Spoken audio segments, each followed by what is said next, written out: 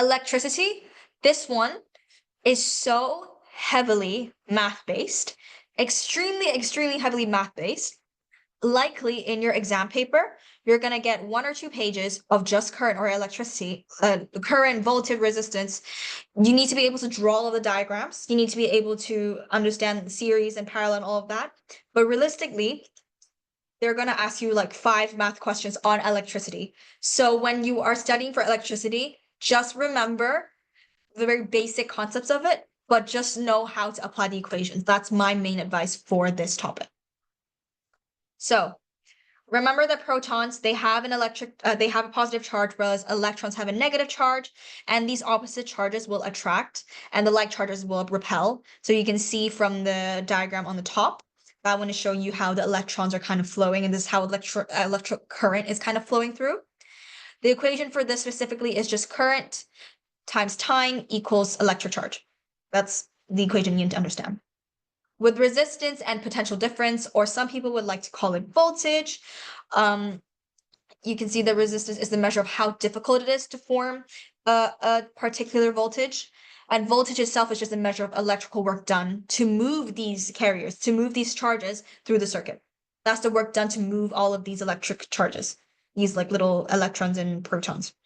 Resistance is how difficult it is to form that, having a particular potential difference.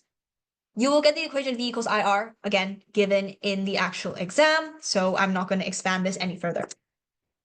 Electrical power and electrical energy transfers. If you guys want to know a bit more of understanding this, read through, I guess, some of it, but mainly, honestly, this whole slide is telling you P equals VI, which is another equation. And if you can put the earlier equation where V equals IR, you can put it into this equation to form P equals I squared R. Another equation. Electrical energy transfers, one thing I guess you do need to know is that battery and cells, they do work to move these electrons around. And because they're doing so much work, this transfers these chemical energy into heat energy sometimes, which can make the resistor very hot. So sometimes they might ask you, oh, why is the resistor hot after turning on the circuit for a while? It's because this chemical energy is transferred to electrical energy, and then that electrical energy can be transferred into thermal energy. And that's a waste energy. But essentially, that's the theory of it. It turns into thermal energy, causing it to be hot. It can be hot to touch. The other equation you have here is E equals QV, which is charge times potential difference equals energy. And this other one is energy transfer equals power times time, E equals PT. Those are the things about electricity, all fully math.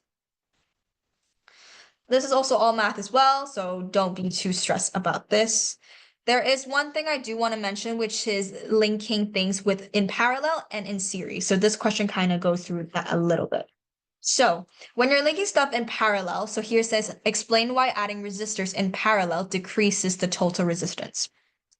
So what you need to understand with movement of electrical currents is that it's always finding the way with the least resistance. Obviously, for example, if you're walking on a path and you see a busy road compared to a quiet road, you're going to prefer to go to the quiet road.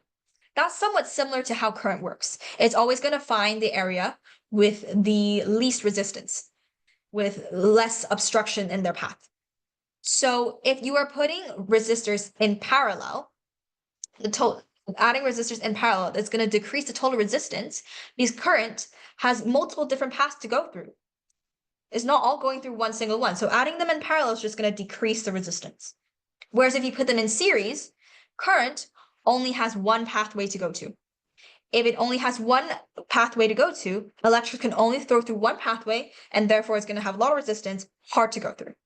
Putting them in parallel is just going to decrease it because it has multiple paths. I hope that is a good way of explaining it. That is kind of the only theory that is within electricity in physics. Besides that, all of it is just calculations.